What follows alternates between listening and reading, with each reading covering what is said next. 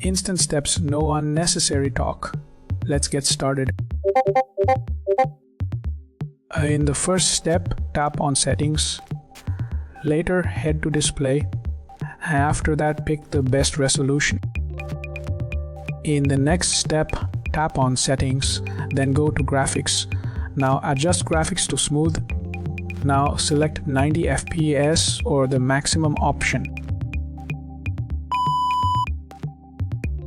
In the next step, tap on Settings. Later, open Controls. After that, modify layout for a broader view. In the next step, tap on Settings. After that, navigate to Emulator Settings. Now, set device profile to a tablet. In the next step, tap on Settings, then access Game Settings. Now turn on full screen mode. You are good to go.